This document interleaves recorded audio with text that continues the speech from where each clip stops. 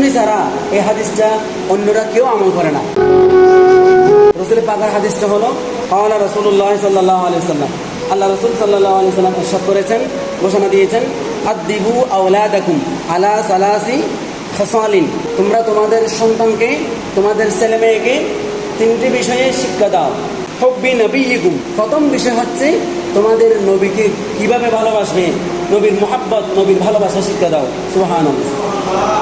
ওয়া হুব্বি আহলি বাইতিহি, এবং 2 নম্বরটা হচ্ছে নবীর বংশ, আজ পর্যন্ত যারা এসেছেন, কিয়ামত পর্যন্ত যত নবীর বংশ আসবেন, সবাইকে কিভাবে ভালোবাসতে হয়, নবীর বংশের ভালোবাসা কিভাবে অন্তরে ধারণ করতে হয় সেটাও শিক্ষা দাও। সুবহানাল্লাহ।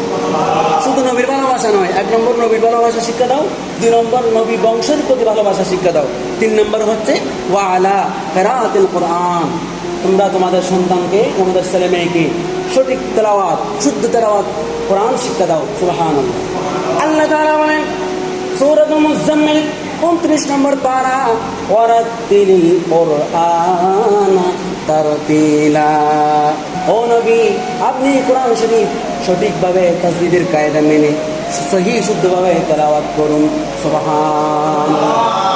নবীর মাধ্যমে উদ্দেশ্য হচ্ছে আমরা, আমার রাসূল সাল্লাল্লাহু আলাইহি ওয়াসাল্লাম বলেছেন, রুব্বা তালিয়ান লিল কুরআনি ইয়ালআনুহু, যারা কোরআন শরীফ তেলাওয়াত করে তাদেরকে কোরআন শরীফ অভিশাপ দেয়, লানত দেয়।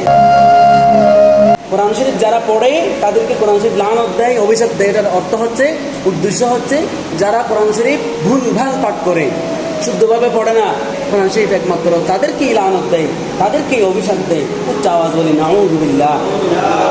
আমাদের প্রথম দায়িত্ব হচ্ছে আমাদের সন্তানকে কোরআন শরীফ শুদ্ধভাবে শেখাতে হবে।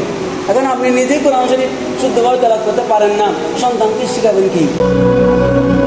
আমি বলেন, আপনি বলেন, আমরা বলি, যেই বলি না কেন, আমার মা বোন থেকে শুরু করে যেই বলুক না কেন, অন্তত এই কথাটা আমরা সবাই এক বাক্যে স্বীকার করব, সেটা হচ্ছে প্রত্যেক সন্তানের জন্য, প্রত্যেক ছেলে মেয়ের জন্য সর্বপ্রথম স্কুল হচ্ছে, মাদ্রাসা হচ্ছে নিজের মায়ের কোল। সুবহানাল্লাহ। মায়ের কোল হচ্ছে প্রথম স্কুল, প্রথম মাদ্রাসা, প্রথম ইউনিভার্সিটি।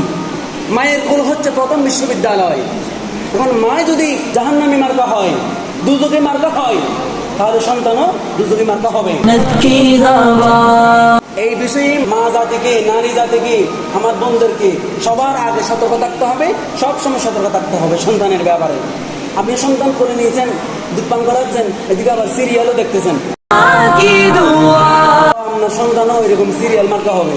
সুতরাং আমার মা বোনদেরকে এবং আমরা যারা পুরুষ আছি আমাদেরকেও প্রত্যেকে নিজ নিজ দায়িত্ব অনুযায়ী নিজেকে সংশোধন করে যেন সবসময় সঠিক পথে এগিয়ে যেতে পারি, সে তৌফিক আল্লাহ তাআলা আমাদের সবাইকে দান করুন। আমিন। সালাতুন ইয়া